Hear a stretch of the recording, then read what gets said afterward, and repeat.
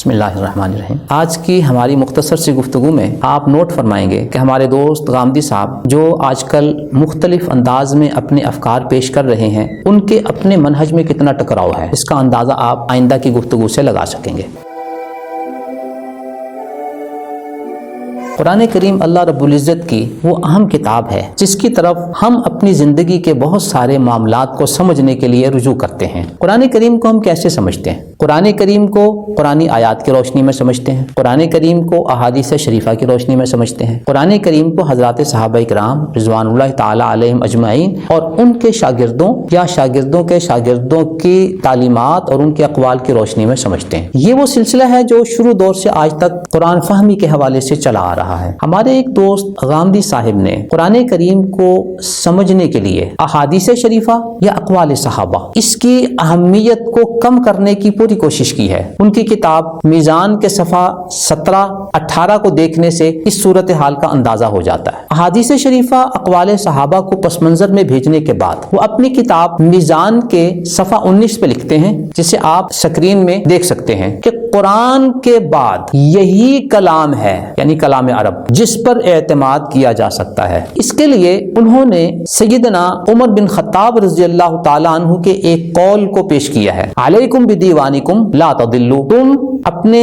دیوان کو لازم پکڑو، گمراہ نہیں ہوگے۔ قالوا ما دیواننا، لوگوں نے عرض کیا ہمارا دیوان کون سا ہے؟ قال شعر الجاہلیہ، فرمایا کہ زمانہ جاہلیت کے اشعار، فإن فیہ تفسیر کتابکم، اس میں تمہارے قرآن کی تفسیر ہے، ومعانی کلامکم، اور تمہارے کلام کے معانی کو بیان کیا گیا ہے۔ اس کا حوالہ انہوں نے تفسیر بیضاوی کی جلد 1 صفحہ 459 دیا ہے۔ یہ حوالہ ان کی کتاب میزان کے صفحہ 19 پر موجود ہے۔ یہاں ہم یہ بات واضح کرنے کے لیے کہ اس منہج میں کتنی جان ہے، پہلی بات تو یہ ہے کہ ان کا کلام عرب کے بارے میں یہ کہنا کہ قرآن کے بعد یہی کلام ہے جس پر اعتماد کیا جا سکتا ہے، تو یہی کے لفظ میں وہ کیا کہنا چاہتے ہیں؟ گویا کہ احادیث شریفہ اقوال صحابہ کی کوئی اہمیت نہیں رہ گئی کہ وہ کلام عرب کو قرآن کے بعد سب سے اہم اتھارٹی شمار کر رہے ہیں۔ اب اس کے لیے جو انہوں نے دلیل پیش کی، اگر ہم اس دلیل کا تجزیہ کریں تو آپ حیران ہو جائیں گے کہ اس کی سند کے بارے میں شارح بخاری علامہ قسطلانی رحمۃ اللہ علیہ یہ فرماتے ہیں، روی باسناد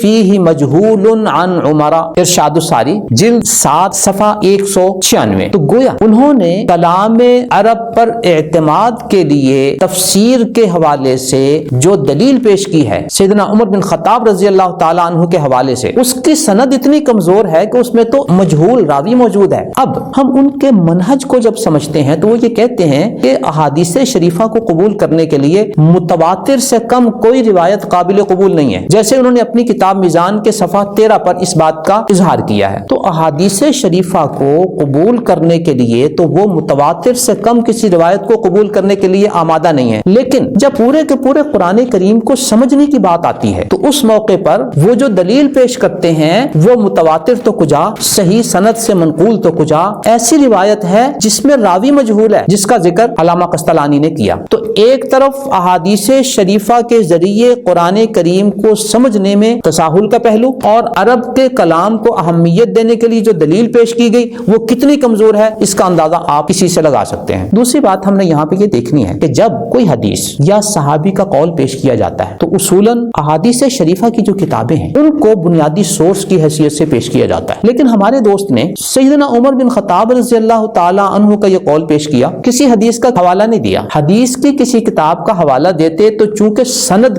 واضح ہو جاتی کہ اس کی سند میں تو مجہول ہے، لہٰذا امیر المومنین عمر بن خطاب رضی اللہ تعالی عنہ کے اس قول کا حوالہ دے رہے ہیں 7ویں صدی کی ایک کتاب کا جو تفسیر بیضاوی ہے۔ اب اس سے اندازہ لگائیں کہ عام معاملات میں تو وہ حدیث کو قبول کرنے کے لیے متواتر سے کم کسی کو قبول نہیں کرتے، اور یہاں پہ پورے قرآن کریم کو سمجھنے کی بات ہو رہی ہے، اور اس کے لیے جو دلیل پیش کر رہے ہیں وہ کمزور، اور اس کا حوالہ 700 سال بعد کی ایک کتاب کا حوالہ پیش کیا جا رہا ہے۔ اس صورتحال سے آپ کو ہمارے دوست غامدی صاحب کے منہج کا تضاد اور ٹکراؤ نظر آئے گا کہ اگر وہ مسترد کرنے پہ آئیں تو احادیث صحیحہ کو یہ کہہ کر مسترد کر دیتے ہیں کہ یہ تو متواتر نہیں ہے، لہذا ان سے کوئی بات ثابت نہیں ہو سکتی، کوئی عمل یا کوئی عقیدہ ثابت نہیں ہو سکتا، اور اگر وہ پورے کے پورے قرآن کریم کو سمجھنے کا منہج بتانے پر آئیں تو ایسی دلیل کو قبول کر لیتے ہیں کہ جس کی سند میں مجہول راوی ہے اور جس کا حوالہ دینے کے لیے انہیں 700 سال بعد کی کتاب کا سہارا لینا پڑا۔ اس ساری کی ساری صورتحال سے آپ کے سامنے غامدی صاحب کے منہج میں جو تضاد ہے، جو ٹکراؤ ہے، وہ واضح ہو گیا۔ دعا ہے اللہ تعالی ہمیں امت اسلامیہ کے اکابر مفسرین، محدثین، فقہاء کے ساتھ جوڑے رکھے، اور 15ویں صدی میں اس طرح کے بعد حضرات نے جو ایک نیا منہج پیش کرنے کی کوشش کی ہے اور اس میں کوئی جان بھی نہیں ہے، اللہ رب العزت ان کے افکار سے ہماری اور آپ کی حفاظت فرمائے، آمین۔